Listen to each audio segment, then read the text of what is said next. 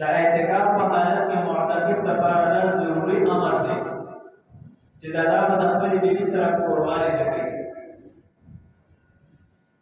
د دې آیات په تفسیر کې حضور صلی الله علیه وسلم فرمایلی دي السنة على المعتكف الا يعود مريضا. په معتکف باندې لازم دي، ضروري دي چې دا د مریض تپوس په نیت باندې د مسجد د حدودو نه بهر وځي. ولا يشهد جنازه، د جنازې په نیت باندې به د مسجد د حدودو نه بهر وځي. ولا يمس المرأة، خرب هم نه ټچ کوي. بس یو روایت کې راځي چې نبی کریم صلی الله علیه وسلم اعتکاف ته ناست.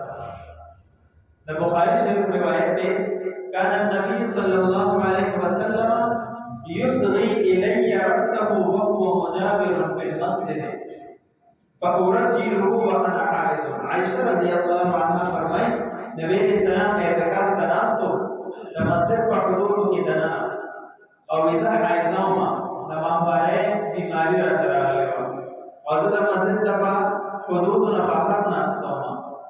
نبی علیہ السلام د خپل سر مبارک سره مایل بما د نبی علیہ السلام سر ومنځول.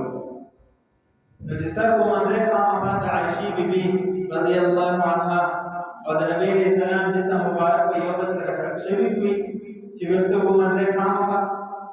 نو دا ټچ کېدل مراد نه دي، دغه کولی شي د خپلې بیبي سره لاس میلاولی شي چې مسجد ته بیبي راشي سره میلاوېدی شي، د حد نه وبا کېږي نه خپلې لور سره میلاوېدی شي.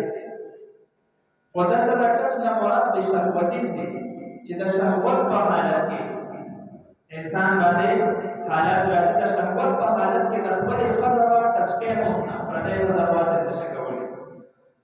دا مطلب شو ولا تباشروهن وانتم عاكفون في المساجد ولا يباشرها، او د خپلې بیبي سره به جما هم نه کوي.